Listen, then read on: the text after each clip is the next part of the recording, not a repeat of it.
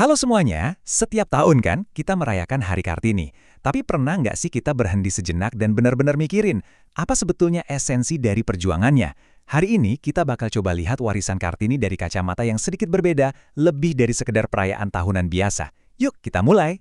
Kalau ngomongin Kartini, kata yang pertama muncul di kepala kita pasti emansipasi ya kan? Tapi seperti yang kutipan ini bilang, mungkin ada makna yang jauh lebih dalam di baliknya.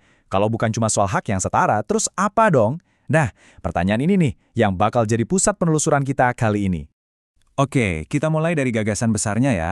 Ini bukan berarti kita mengecilkan pentingnya emansipasi. Sama sekali bukan. Tapi ini tentang ngajak kita melihat lebih jauh lagi.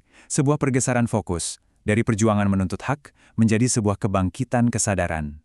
Nah, ini dia poin kuncinya. Perjuangan Kartini itu sebenarnya universal banget. Ini bukan cuma soal perempuan, tapi tentang gimana setiap manusia, baik laki-laki maupun perempuan, bisa kembali ke versi terbaik dirinya lewat ilmu dan nilai-nilai yang luhur. Oke, kata kebangkitan ini dari tadi kita sebut-sebut. Sebenarnya maksudnya apa sih? Yuk kita bedah bareng-bareng, apa artinya menjadi manusia yang utuh dan paripurna. Nah, untuk ngertiin ini, ada satu kata kunci yang penting banget. Fitrah. Gampangnya gini deh, anggap aja fitrah itu kayak setelan pabrik kita sebagai manusia, potensi terbaik kita. Jadi, kebangkitan sejati itu adalah tentang kembali ke fitrah ini, menjadi versi diri kita yang paling otentik dan paling bertujuan. Jadi kalau kita rangkum, kebangkitan sejati itu ada 3 pilar utama. Pertama, menjadi manusia utuh sesuai fitrahnya.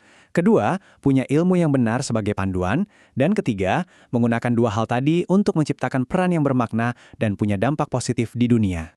Kutipan ini, yang terinspirasi dari sebuah prinsip universal, benar-benar nguatin ide tadi.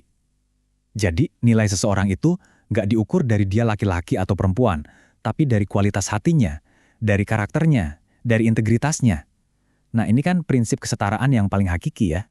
Oke, sekarang coba kita tarik ke konteks zaman sekarang deh. Kenapa sih ngomongin ini jadi relevan banget hari ini?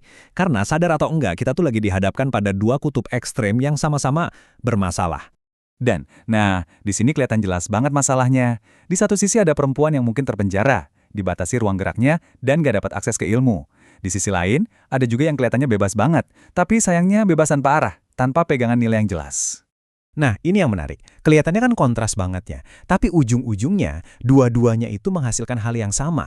Dua-duanya bikin perempuan kehilangan keseimbangan, kehilangan tujuan, dan akhirnya kehilangan peran strategisnya buat ngebangun peradaban. Kalau masalahnya adalah kegelapan, entah itu gelap karena dikekang atau gelap karena tersesat, ya solusinya cuma satu, cahaya. Dan dalam konteks ini, cahaya itu adalah ilmu. Yap, ilmu pengetahuan. Inilah fondasi kebangkitan yang sejati. Dan ini ngebawa kita balik lagi ke Kartini. Coba deh kita pikir, apa sih yang bikin Kartini itu abadi? Jawabannya bukan cuma karena dia pengen bebas, tapi karena rasa hausnya yang luar biasa pada ilmu. Ilmu, itulah kunci pembebasannya. Wah, ini poin yang kuat banget. Coba bayangin, perintah universal pertama yang turun ke manusia itu bukan berdoalah atau berperanglah. Bukan, perintah pertamanya adalah bacalah. Ini menunjukkan betapa fundamentalnya ilmu dalam kebangkitan seorang manusia. Terus, apa sih kekuatannya ilmu yang benar ini? Apa efeknya? Pertama, ilmu itu meluruskan cara kita mikir. Kedua, ilmu itu menenangkan hati. Kenapa? Karena kita hidup pakai pemahaman, bukan lagi kebingungan. Dan yang paling penting, ilmu itu ngasih kita kompas, ngasih arah hidup yang jelas. Oke, kita masuk ke bagian terakhir nih, yang bakal ngerangkum semuanya. Dengan ilmu sebagai bekal, kita sekarang bisa coba ngeliat ulang satu konsep yang sering banget disalahpahami. Apa itu? Kemerdekaan. Ini pertanyaan buat kita semua, buat direnungin bareng-bareng. Apakah perempuan hari ini beneran udah merdeka? Atau jangan-jangan cuma pindah penjara aja? Pindah dari penjara tradisi ke penjara standar kecantikan atau tuntutan materi yang nggak ada habisnya? Nah, di sini kita bisa lihat ada 2 cara pandang soal kebebasan. Yang satu, kebebasan bebas dari aturan, bebas dari batasan. Kedengarannya keren, tapi seringnya kosong.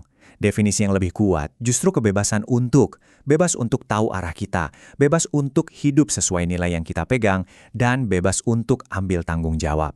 Jadi, intinya di sini nih, kemerdekaan sejati itu bukan berarti hidup tanpa pagar sama sekali, yang malah bisa bikin kita jatuh. Justru sebaliknya, kemerdekaan sejati itu adalah punya cahaya dari ilmu, biar kita bisa lihat dengan jelas mana jalan yang lurus dan terbaik buat kita. Dan pada akhirnya, perempuan yang paling kuat itu bukan cuma yang penampilannya hebat atau karirnya paling cemerlang, tapi dia yang mampu berdiri tegak di atas nilai-nilainya, buat dirinya sendiri dan juga buat keluarganya. Itulah kekuatan yang sesungguhnya. Jadi, di momen Hari Kartini ini, pertanyaannya balik lagi ke kita semua. Setelah semua yang kita bahas barusan, coba kita tanya lagi ke diri sendiri.